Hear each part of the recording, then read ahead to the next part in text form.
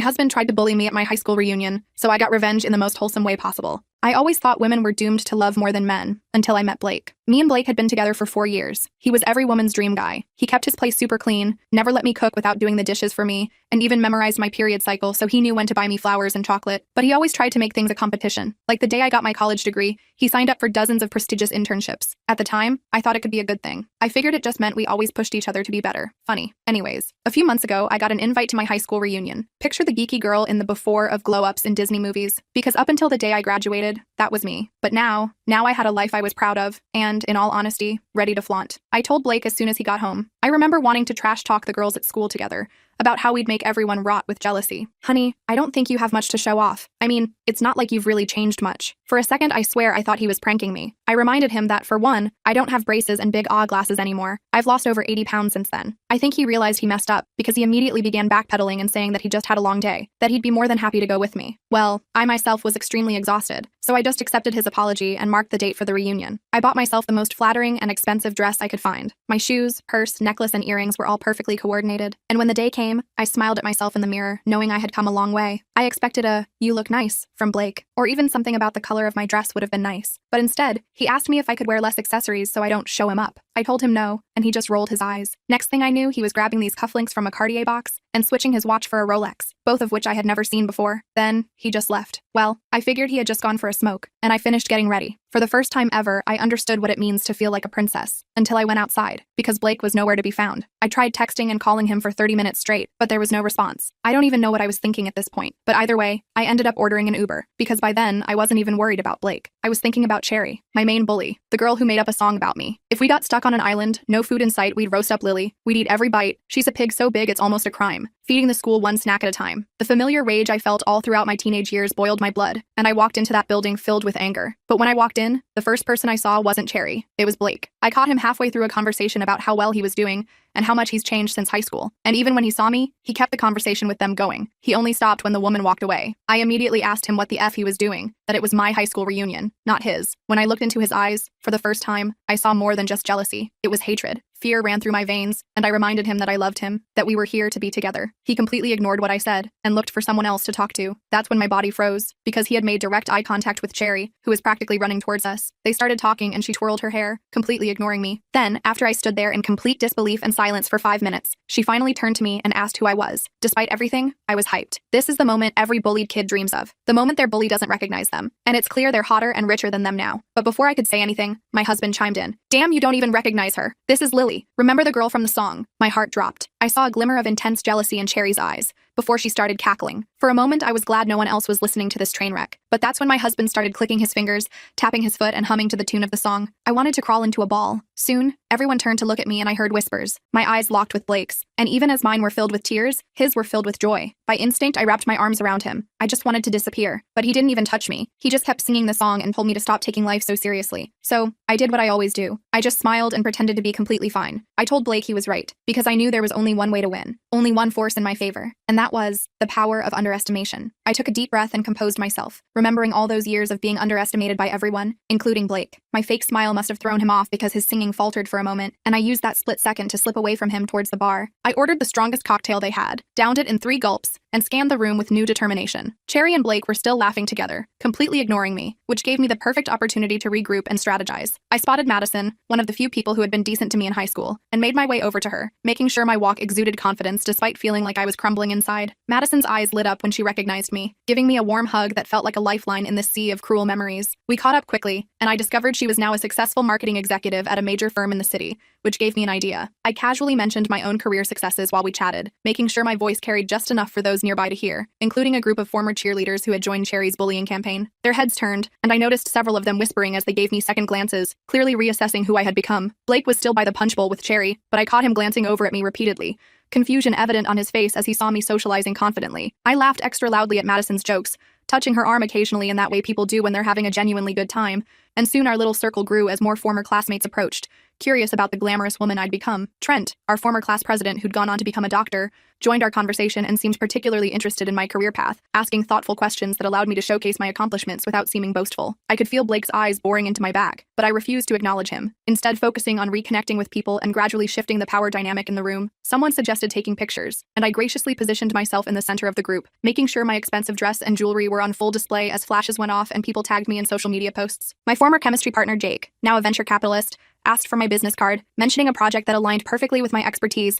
and I handed it over with practiced ease, aware that several others were watching this exchange with newfound respect. The night was gaining momentum in my favor when the DJ announced it was time for the Remember When slideshow, and we all moved toward the main screen. Cherry had somehow managed to include multiple unflattering photos of me from high school, and I felt my stomach clench when my braces-filled, overweight teenage self appeared on screen to scattered giggles. Blake laughed the loudest, throwing his head back and pointing at the screen while looking around to make sure others were joining in. Instead of shrinking away, I took another approach. I laughed along with them, even adding a few self-deprecating comments about my fashion choices back then that turned the atmosphere from mockery to camaraderie. God, that butterfly clip phase was tragic for all of us, wasn't it? I quipped, earning genuine laughter and nods of agreement from many who had gone through similar awkward phases. The slideshow continued, and I maintained my composure, occasionally catching Blake's confused glances as his attempt to humiliate me backfired. When the formal part of the evening concluded and people began mingling again, I found myself surrounded by a small group of genuinely interested former classmates, including Ryan, who had been quarterback and was now divorced with 2 kids. He seemed particularly attentive, refilling my drink and standing slightly closer than necessary as we talked. I wasn't interested in Ryan romantically, but I allowed the interaction to continue, knowing full well that Blake was watching from across the room, his jaw tightening each time Ryan made me laugh. Cherry had apparently grown bored of Blake once she realized he wasn't getting the reaction from me that she'd hoped for,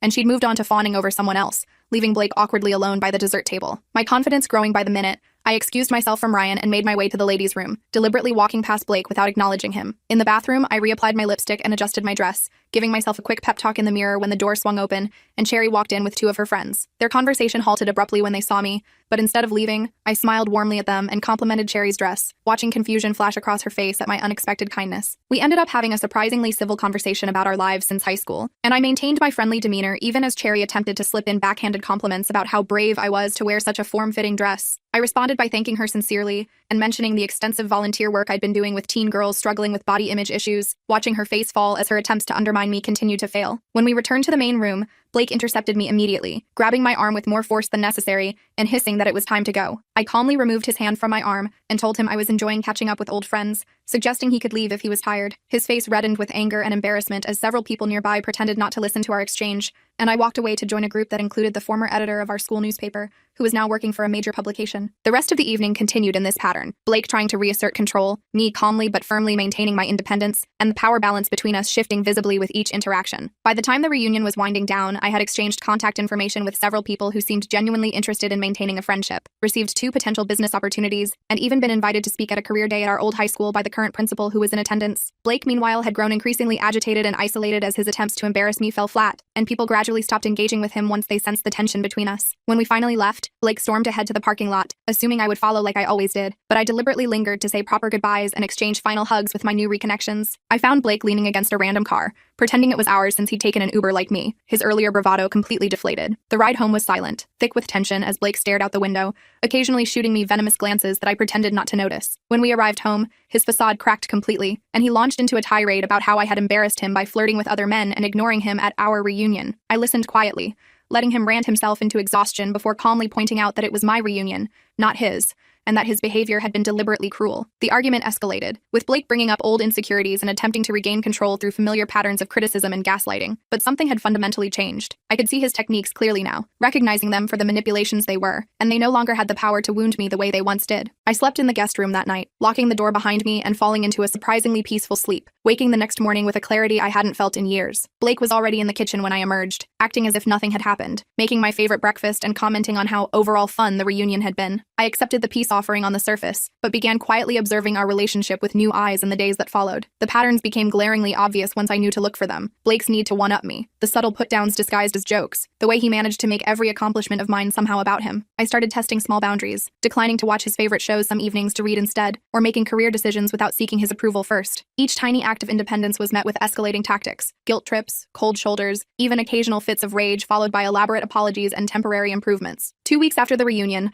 I received a call from Jake, my former chemistry partner, about the business opportunity he'd mentioned. It involved consulting on a major project that aligned perfectly with my expertise, offering substantially more money than my current position, and the potential for significant career advancement. When I told Blake about it that evening, his reaction was predictable. Initial congratulations followed quickly by concerns about the time commitment, subtle digs about whether I was qualified, and finally, the bombshell that he had just been offered a promotion that would require us to relocate to another state. The timing was too convenient to be coincidental, and I recognized it for what it was, a power play designed to force me to choose between my opportunity and his. Instead of immediately capitulating as I might have done in the past, I suggested we consider how both opportunities might work, perhaps with some remote arrangements. Watching his face darken as he realized I wasn't automatically prioritizing his career over mine. The argument that followed was one of our worst, with Blake eventually storming out and not returning until the early hours of the morning, reeking of alcohol and mumbling apologies. I pretended to be asleep, my mind racing with plans and realizations that had been forming since the reunion. The next morning, while Blake was still sleeping off his hangover, I made some phone calls and sent some emails, then went for a long walk to clear my head and strategize my next moves. By the time I returned, Blake was in full damage control mode. He'd cleaned the entire apartment, ordered my favorite takeout, and was being overly solicitous about my feelings regarding our decision about the job opportunities. I played along, allowing him to think he was reestablishing control while secretly setting my plans in motion. Over the next few days, I began subtly removing important documents from our shared storage, securing my own bank account, and reaching out to friends I'd lost touch with during our relationship, reconnecting in ways that wouldn't alert Blake to my intentions. I took the consulting job without discussing it further with Blake, simply informing him of my decision as a fait accompli, and watching him struggle to maintain his supportive facade while seething underneath. The tension in our apartment grew palpable as Blake realized his usual tactics weren't working, and he alternated between being unusually attentive and affectionate and having unpredictable outbursts of anger over minor issues. I maintained my calm exterior, no longer engaging in the circular arguments that had once left me emotionally drained and apologizing for things that weren't my fault. 3 weeks after accepting the new position, I received my first substantial payment and immediately used part of it to secure a small apartment across town, signing the lease during my lunch break and arranging for movers when I knew Blake would be at an all-day work conference. The morning of my planned departure, Blake was unusually tender, mentioning how proud he was of me and suggesting we plan a vacation to celebrate both our new jobs. I nodded and smiled, feeling a strange mixture of sadness and liberation as I watched him leave for work, knowing it was the last time I would see him as my partner. Once he was gone, I moved with methodical efficiency, the movers arriving exactly on schedule to transport the items I had carefully inventoried as truly mine. I left behind anything we had purchased together, including the expensive furniture he had insisted on buying to impress his colleagues when they visited. My only indulgence was taking the dress I had worn to the reunion, a symbolic reclaiming of the power I had found that night. When everything was loaded, I left a simple note on the kitchen counter explaining that I was leaving and would contact him through my lawyer regarding the dissolution of our shared assets and lease obligations. I included the name of a therapist who specialized in narcissistic personality issues, a final gesture that was both sincere and, I knew,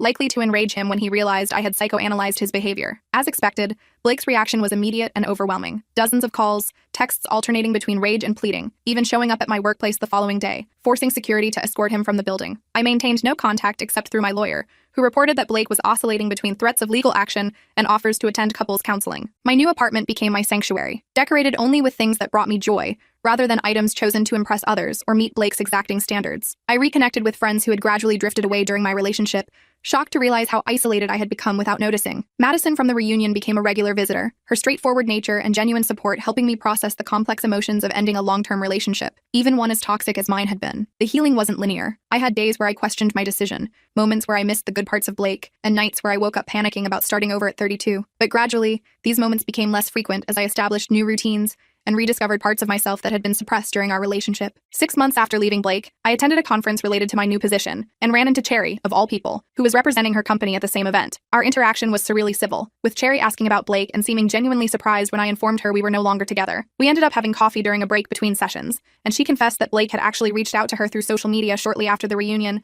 sharing details about our relationship that should have remained private and asking her pointed questions about my behavior in high school. Her description of their conversations confirmed what I had suspected. Blake had deliberately researched my past insecurities to use against me, even going so far as to contact my former bully for ammunition. Cherry seemed uncomfortable with the whole situation, admitting that while she had enjoyed the attention initially, Blake's obsession with undermining me had eventually struck her as disturbing. We parted on surprisingly amicable terms, both of us having grown beyond the people we had been in high school, though for very different reasons. A year after leaving Blake, I received a final communication from him through my lawyer, a settlement agreement for the remaining joint property, and a brief formal note acknowledging the end of our relationship. There was no apology, no real insight, just a business-like conclusion to 4 years of my life. I signed the papers without hesitation, feeling a weight lift as I legally severed the last ties between us. Through mutual friends, I occasionally heard updates about Blake's life. He had indeed taken the job in another state, was dating someone new within months of our breakup, and was still the outwardly perfect partner who did the dishes and remembered important dates. I felt a twinge of sympathy for his new girlfriend, wondering if she would recognize the patterns sooner than I had, or if she too would spend years believing that competitive love was better than no love at all. My own life life continued to evolve in unexpected ways. The consulting project led to a leadership position with the company. I bought my first home on my own, and I even started dating again, cautiously at first, then with increasing confidence as I learned to recognize and avoid the red flags I had once ignored. The most surprising development came 2 years after leaving Blake, when I was asked to speak at a women's leadership conference about professional reinvention. Standing at the podium, looking out at the audience of attentive faces, I realized how far I had come from that night at the reunion, when I had pretended to be fine while falling apart inside. My talk was well received, leading to more speaking engagements, and eventually a book deal for a memoir about recognizing and escaping competitive relationships. The day my book was published, I received a package at my office. Inside was a copy of my high school yearbook with a note from Madison expressing how proud she was of my journey. Flipping through the pages, I found my awkward senior photo, complete with braces and forced smile, and felt no embarrassment or shame, only compassion for the girl who had not yet learned her worth. The final vindication came 3 years after leaving Blake, when I was invited back to speak at another high school reunion, this time as a distinguished alumna who had achieved notable success. I accepted the invitation with genuine pleasure, no longer needing to prove anything to anyone but curious to see what another 5 years had brought to my former classmates. The night of this reunion was entirely different. I arrived alone but never felt lonely, greeting old acquaintances with authentic interest and sharing stories without the constant internal calculation of how I measured up. Cherry was there again, noticeably subdued compared to last time, and she approached me early in the evening to awkwardly compliment my book, admitting she had read it and recognized some of her own behavior patterns in the sections about bullying. We didn't become friends exactly, but we reached a kind of peace that my teenage self would never have thought possible. Blake didn't attend this reunion, having no real connection to this school beyond his temporary attempt to co-opt my past. His absence felt right somehow, a confirmation that I had successfully disentangled my story from his. As the evening wound down and I prepared to leave, Madison linked her arm through mine and remarked how different I seemed from the woman who had arrived at the last reunion, not just in confidence but in fundamental happiness. I smiled, acknowledging the truth in her observation, and feeling grateful for the painful but necessary journey that had brought me to this point. Walking to my car alone, I looked up at the clear night sky and thought about the strange, circular nature of growing up, how sometimes we have to revisit our oldest wounds to finally heal them properly. My phone buzzed with a text from the person I had recently started seeing more seriously, checking if I'd had a good time and asking if I wanted company later. I texted back a simple yes, no longer afraid of genuine connection or worried about maintaining a perfect facade. The power of underestimation had indeed been my salvation. Blake had underestimated my strength, Cherry had underestimated my resilience, but most importantly, I had underestimated myself for far too long, and finally recognizing my own worth had been the key to breaking free from the patterns that had defined my past. I spent that evening cleaning my apartment with renewed purpose. The surfaces gleamed under fresh polish. My playlist thumped through speakers I hadn't used in months. I threw away old takeout containers from the fridge. The trash bag filled quickly with reminders of my isolation. I opened windows to let fresh air replace the stale memories. My phone buzzed with another text from Cherry. She wanted to bring wine at 8. I smiled at the simplicity of normal friendship. The doorbell rang exactly at 8 o'clock. Cherry stood there with 2 bottles and a genuine smile. We drank and talked until midnight about nothing important. She never once mentioned Blake or the drama. I appreciated her respect for my boundaries. We made plans to try a new restaurant that weekend. After she left, I slept better than I had in years. My alarm woke me for work the next morning. I didn't hit snooze even once. The office felt different somehow when I walked in. People nodded hello as I passed their desks. I tackled my inbox with efficiency I'd forgotten I possessed. My boss noticed the change immediately. She handed me a new project before lunch. I accepted the challenge without my usual hesitation. The work energized rather than drained me. I stayed late finishing reports nobody expected until next week. My phone remained silent the entire day, and Blake hadn't tried to contact me again. His absence felt like freedom rather than abandonment. I treated myself to dinner at my favorite cafe. The waitress remembered my usual order. I left her an extra-large tip just because I could. The walk home took me past Blake's favorite bar. I didn't even slow down as I passed it. The next few weeks established my new normal. I joined a weekend hiking group. My legs burned climbing trails I once would have avoided. The fresh air filled my lungs with possibilities. I reconnected with college friends I'd neglected during Blake's reign. We laughed about old times over brunch. Nobody asked about my absence or my return. They simply welcomed me back to the table. I downloaded dating apps but didn't rush to use them. My profile remained blank but ready for when I felt prepared. Cherry introduced me to her wider circle of friends. They welcomed me without questions or judgment. We became regular fixtures at local trivia nights. Our team never won but always had the most fun. My apartment transformed with small but meaningful changes. I replaced the sofa Blake had chosen with one I actually liked. The walls received fresh paint in colors that made me happy. I hung artwork that spoke to me rather than match the decor. My sister visited from out of state for a weekend. She noticed the changes in me before mentioning the apartment. We stayed up talking about our childhood and future dreams. She hugged me extra tight before leaving for the airport. Work continued to improve with my new attitude. My boss offered me a promotion I hadn't sought. The raise meant financial independence I'd never fully achieved. My colleagues took me out to celebrate my success. Rain fell for a week straight that November. I didn't mind the gray skies or wet shoes. The weather matched my reflective mood perfectly. I started journaling each night before bed, the pages filled with observations rather than complaints. I found patterns in my thinking I'd never noticed before. The holidays approached with their usual commercial assault. I bought thoughtful gifts rather than expensive ones. My family seemed surprised by my attentiveness that year. We gathered at my parents' house without the usual tension. Blake texted on Christmas Eve after months of silence. I read his message but felt nothing but mild curiosity. His words seeking reconciliation seemed hollow and self-serving. I deleted the text without responding and never regretted it. New Year's Eve arrived with actual excitement for me. Cherry hosted a party at her renovated warehouse apartment. I wore a dress I'd bought just for myself. The compliments I received felt genuine and deserved. Midnight struck and I kissed a stranger's cheek. He asked for my number without presumption or pressure. I gave it to him without overthinking the gesture. His name was Marcus, and he restored my faith in first dates. We met for coffee the following weekend. The conversation flowed without awkward pauses or forced topics. He listened when I spoke about my interests. I found myself genuinely curious about his life too. We dated casually throughout that winter. He never pushed for more than I offered. We enjoyed simple pleasures like bookstore browsing and coffee shops. Our physical relationship developed at a pace that felt right. Spring arrived with its metaphorical new beginnings. I planted a small container garden on my balcony. The seedlings required daily attention and care, and their growth mirrored my own steady progress. Marcus and I continued seeing each other without labels. We both had personal goals that took priority. He understood my need for independence. I appreciated his respect for boundaries I'd learned to establish. Cherry got engaged to her longtime girlfriend that April. The celebration dinner became an emotional milestone for me. I gave a toast that made everyone at the table cry. My happiness for her was completely untainted by envy. My promotion led to a conference presentation in Chicago. I prepared my materials with confidence and excitement. The audience responded positively to my ideas. Colleagues from other companies offered their business cards. I extended my trip by 2 days for sightseeing. The city energized me with its architecture and pace. I visited museums and took architectural boat tours. The solo travel empowered rather than intimidated me. Marcus met me at the airport upon my return. His welcome felt warm without being possessive. We spent the night talking about my experiences. He shared his own news about a potential job change. Summer brought weekend trips to nearby beaches. My skin tanned from hours reading books in the sun. I tried paddleboarding for the first time. The balance required became another metaphor for my life. Cherry's wedding planning consumed our friend group,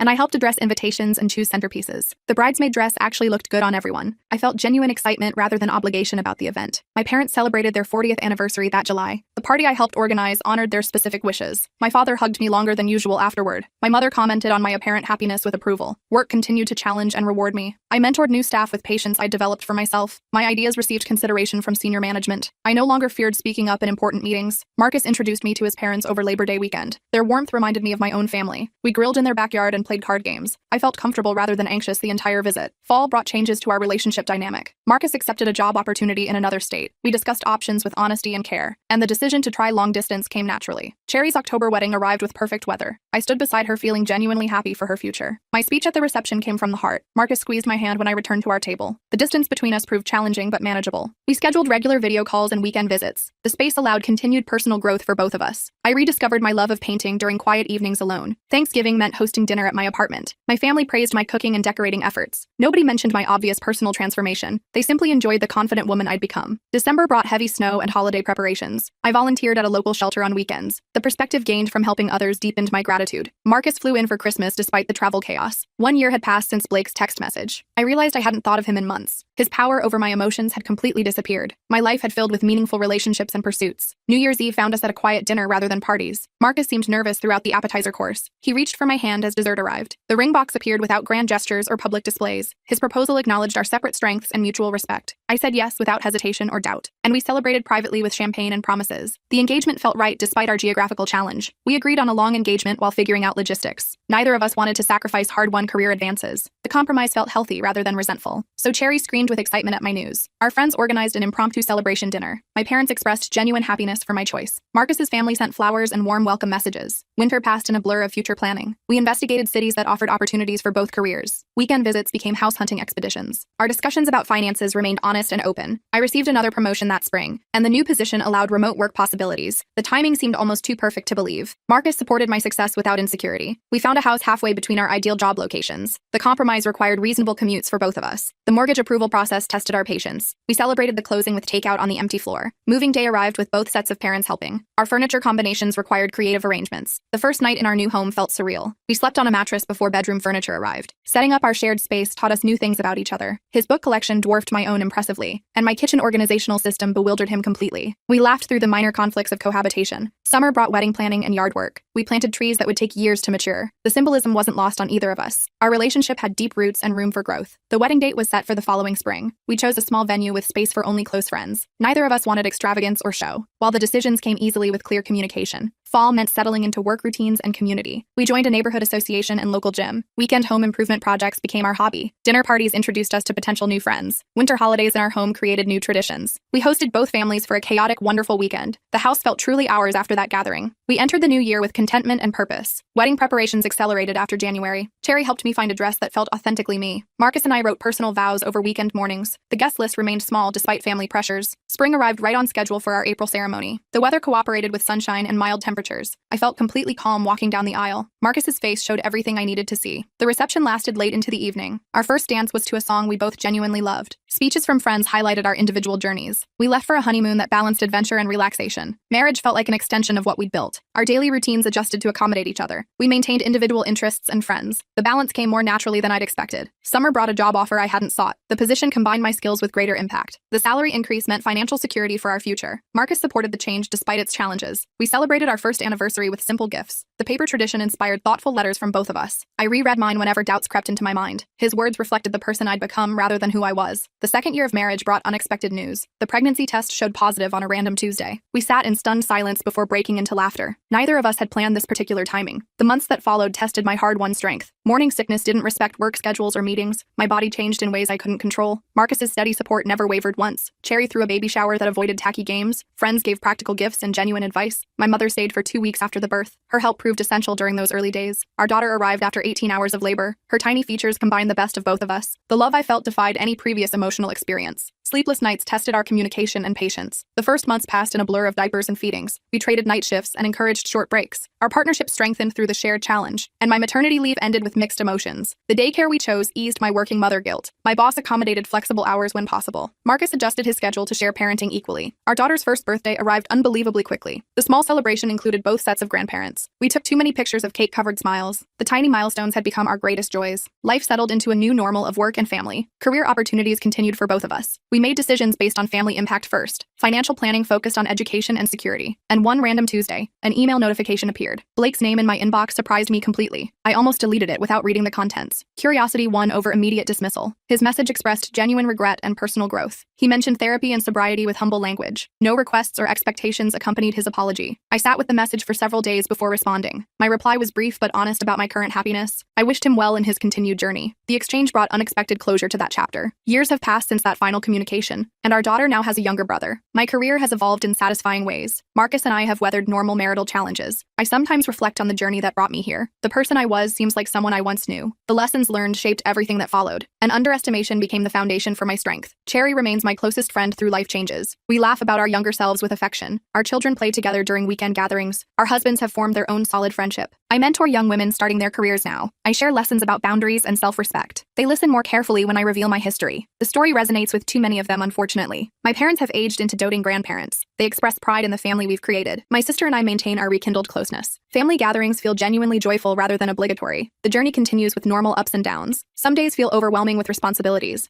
and other moments bring unexpected perfect joy. The foundation built on self-respect remains solid. I no longer fear being alone or making mistakes. My worth doesn't depend on others' validation. The journey taught me to trust my own instincts. Underestimation became my unexpected gift in disguise, and life writes chapters we never anticipate. The characters enter and exit without our permission. The plot twists challenge our character development. The ending remains unwritten even as pages turn. I underestimated myself for far too long, and that limitation nearly became my permanent story. Breaking free required recognizing my own strength, and the recognition changed everything that followed after. My salvation came through my own determination, and external circumstances facilitated but didn't create change. The resilience existed within me all along. I simply needed courage to access its power. The journey from then to now wasn't always smooth. Setbacks and doubts appeared at unexpected moments, and forward progress sometimes required backward steps. The direction mattered more than perfect advancement, and I sometimes wonder about parallel universe versions. The woman who never left Blake's controlling influence, the career that stagnated under self-doubt's weight, the joy never discovered through fear of risk. But this reality holds everything I never knew to want. A partnership based on mutual respect and growth. Children who know their mother's authentic strength. A career built on competence rather than competition. Cherry raises her glass to me at family gatherings. Her knowing smile acknowledges our shared history. We've both come so far from those uncertain days. The underestimation that once limited now empowers us. I kiss my husband with genuine appreciation, and I hug my children with unconditional love. I approach my work with well-earned confidence. I live each day fully present and authentically me. I never thought I'd be this person, not after everything. My 20s were a mess of self-doubt and imposter syndrome. Those early professional years felt like walking on ice. I remember crying in bathroom stalls between meetings. I remember rehearsing simple statements for hours. I remember watching Cherry command rooms with apparent effortlessness. Now I understand there's nothing effortless about it. It's all hard work and practice and failing privately 1,000 times. I take another sip of wine and watch my children playing in the yard. The autumn leaves create perfect crunching sounds beneath their feet. My son throws himself into a pile with absolute abandon. My daughter meticulously collects the most colorful specimens. Two completely different approaches to the same joy. I check my phone briefly, confirming tomorrow's presentation is still ready. The quarterly numbers exceeded projections by 18%. My team deserves this win, and I worked hard for this win. No more qualifying my successes or attributing them to luck. The promotion came through last Tuesday. I didn't tell anyone for 2 full days. I wanted to sit with the achievement privately first. The title of senior vice president still feels strange on my tongue. My email signature looked foreign when I updated it. My husband found the offer letter on my desk that evening. He bought champagne without me asking. He knew celebration was warranted even when I hesitated. Old habits die slowly, those patterns of minimizing myself. Cherry calls it the shrinking disease we were raised with. The backyard erupts with squeals as the sprinkler unexpectedly turns on. My husband appears from around the corner with a mischievous grin. Water soaks through the children's sweaters instantly. They run in chaotic circles through the spray. I set my wine down on the patio table. I kick off my slippers without thinking. I run straight into the water with them. The cold hits like a shock, and my sweater is soaked within seconds. My son tackles me onto the wet grass. We roll like we did when he was tiny. My daughter jumps on top of our pile. My husband joins last, completing our tangle of limbs. I laugh until my stomach hurts. Water drips from my hair into my eyes. We stay there until our fingers wrinkle. The sun begins to set behind our fence. I make everyone strip on the porch before entering. The wet clothes make a soggy pile by the door. I grab towels from the downstairs bathroom, and we dry off amid giggles and shivers. I make hot chocolate with extra marshmallows. The kids leave melted marshmallow mustaches on their faces. My husband wipes mine away with his thumb. I check my phone again out of habit. 3 emails from work need responses, and I put the phone away instead. Work can wait until morning, and this moment cannot. My daughter asks about my childhood memories of fall. I tell her about jumping in leaves at my grandmother's house. I omit the parts about grandmother's criticism of dirty clothes. Some family traditions don't need continuation. My son wants to know if I was brave as a child. I tell him about climbing the tallest tree in our neighborhood. I don't mention falling and breaking my arm. He needs the version where courage wins. My husband squeezes my hand under the table. He knows all my real stories, and he loves me through all the versions. The children go upstairs to shower before bed. I hear their footsteps thumping overhead. Water pipes creak in the walls of our aging home. My husband loads the dishwasher while I wipe counters. We move around each other in practiced choreography. 15 years creates its own language of domestic cooperation. I think about my first apartment after college, the roaches that scattered when lights flicked on, the mattress on the floor without a frame, the single pot I used for everything. The climb feels both longer and shorter than it actually was. I hear the water shut off upstairs, and small feet pad down the hallway. I head up for story time and tucking in. My daughter wants the book about the girl scientist. My son wants the one with dragons. And I read both, doing all the voices. My throat feels scratchy by the end, and I kiss foreheads and check nightlights. I turn on sound machines and adjust blankets. I whisper brave dreams into each small ear. I close doors halfway, never completely. Back downstairs, my husband has poured more wine. We sit on the couch with our feet touching. We talk about weekend plans and school projects. We compare calendar notifications on our phones. We remember to schedule that plumber for the dripping faucet. The mundane details feel like unexpected gifts. And I think about tomorrow's presentation again briefly. The slides are good, and the data is better. My points are clear and actionable. I've prepared thoroughly as always. The difference now is confidence rather than fear. I no longer rehearse until my voice gives out. I no longer imagine worst-case scenarios on loop. I trust my knowledge and my right to take up space. Cherry taught me that, though neither of us knew it then. My phone buzzes with her text asking about next weekend's dinner. I respond with a quick confirmation and smiling emoji. Our friendship evolved in surprising ways after competition faded. She became my greatest champion in executive meetings. I became her honest sounding board during her divorce. We share a knowing look when male colleagues repeat our ideas. We recommend each other for opportunities without hesitation. The wine bottle empties between us as my husband and I talk. The house creaks and settles around our conversation. I feel contentment spreading through my chest like warmth. This moment feels both ordinary and precious. The person I was 15 years ago would never believe this piece. I check the doors and windows before heading upstairs. I adjust the thermostat to night settings. I turn off all but safety lights. My husband showers while I remove makeup at the sink. I apply serums and creams methodically. I brush my teeth while mentally reviewing tomorrow's schedule. The bedsheets feel cool against my legs, and I set my alarm for 5:30. I'll run 4 miles before the house wakes up. I need that time alone with my thoughts before the day begins. My husband's breathing slows beside me, and his arm drapes heavily across my waist. I close my eyes and practice gratitude silently, for this home, and for healthy children, for work that matters, and for the journey that brought me here. Morning arrives with insistent beeping from my phone. I silence it quickly to avoid waking anyone. The house is dark and quiet at this hour. I dress in running clothes laid out the night before. I lace my shoes in the hallway by nightlight. I stretch briefly in the kitchen while drinking water. The front door opens to crisp morning air. My breath forms small clouds with each exhale. My watch beeps to signal GPS connection, and I begin slowly down our street. The neighborhood sleeps around me except for newspaper delivery. The rhythm of my footfalls becomes meditative quickly. I increase pace after the first mile. My thoughts organize themselves with each step forward. The presentation, and the school bake sale, the team performance reviews, and the vacation planning. Each concern sorts itself into manageable pieces. I round the final corner toward home as sunrise begins. Sweat cools quickly in the autumn air, and I feel simultaneously depleted and energized. I stretch on the front porch before entering. The house remains quiet but begins stirring, and the coffee maker gurgles its automatic brewing. I shower quickly, washing away salt and fatigue. I dress in the outfit planned Sunday evening, the navy suit with subtle pinstripes, and the blouse with just enough detail. Jewelry minimal but intentional, and shoes comfortable enough for all-day confidence. confidence. I apply makeup with practiced efficiency. I style my hair into a smooth, professional knot. I hear children's footsteps and morning complaints. I finish getting ready as chaos erupts downstairs. I find my husband making peanut butter toast for everyone. I pour coffee into my travel mug gratefully. I check backpacks for permission slips and homework. I sign a last-minute school form with barely concealed annoyance. The morning rushes forward in its usual frantic pace.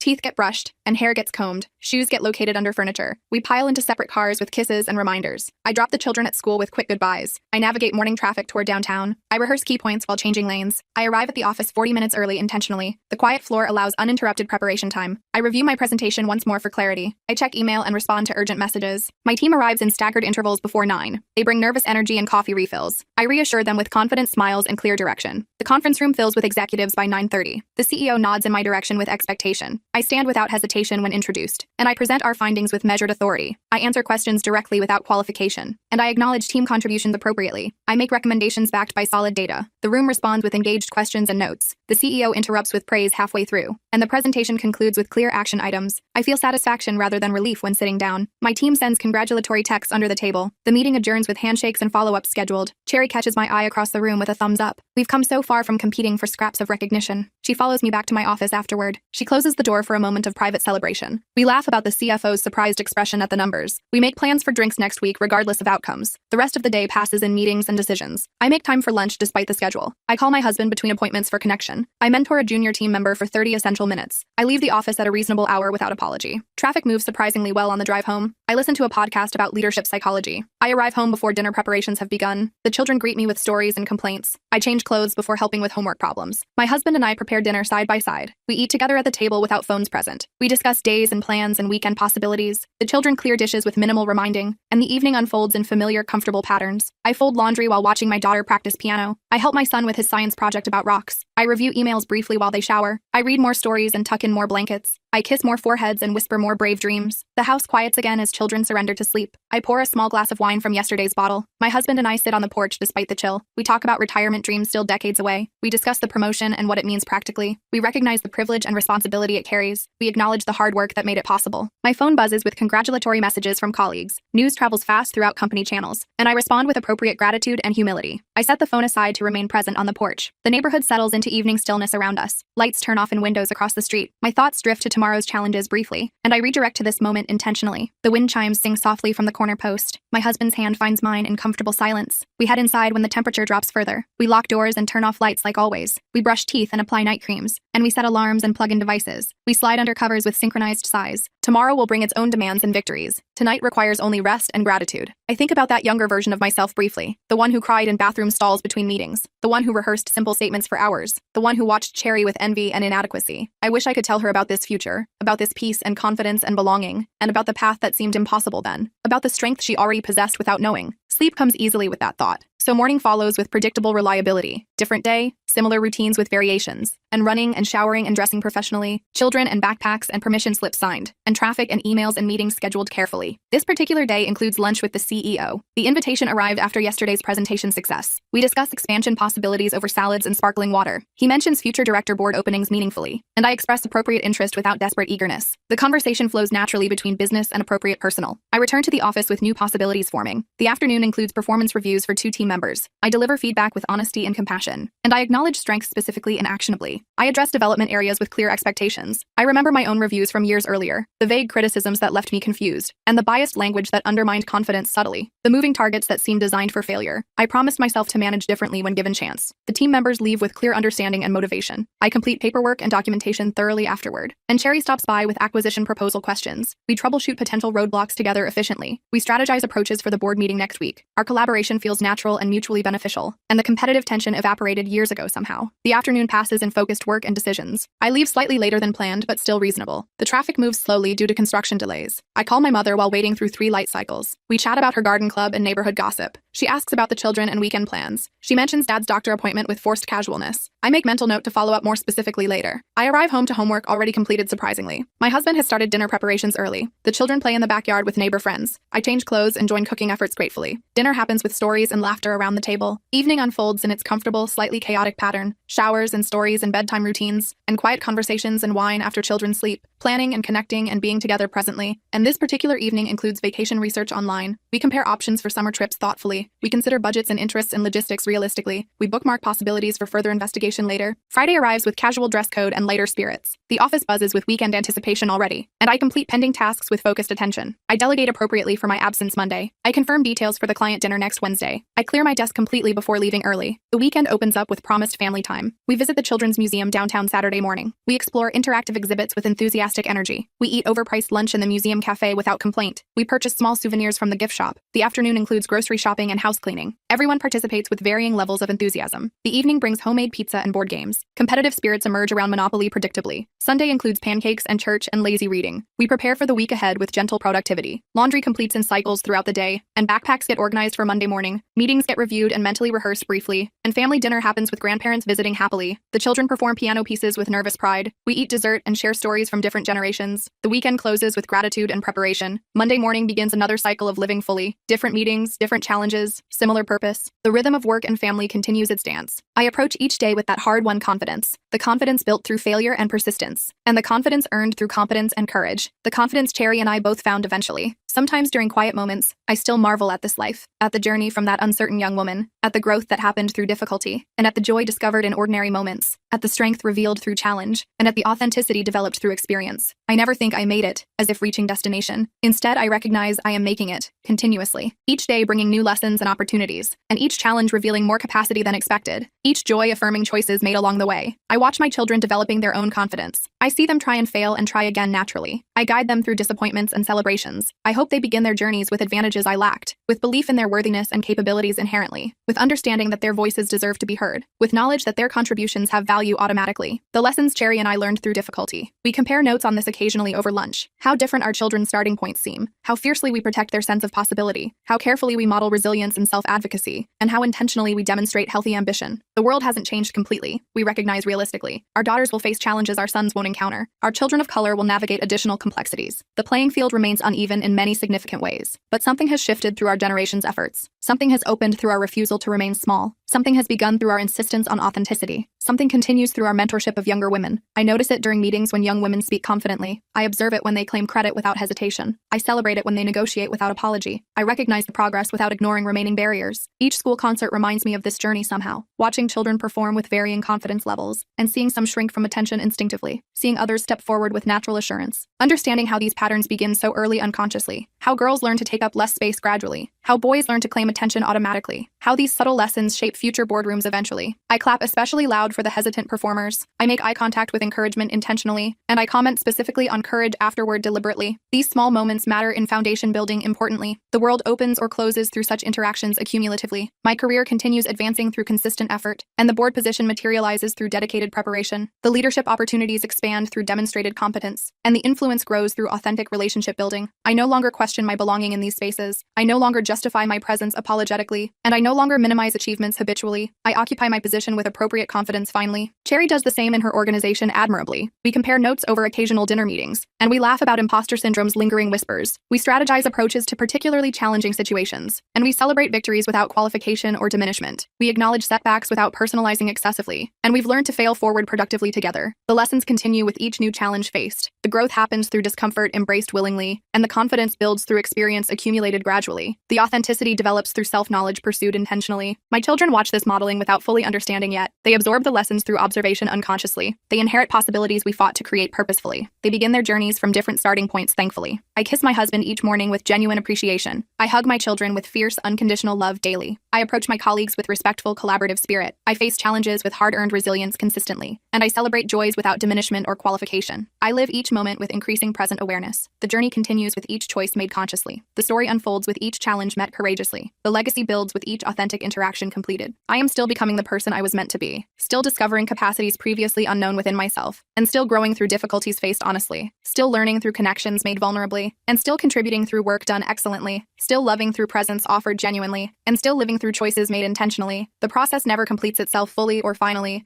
It continues with each sunrise and new opportunity.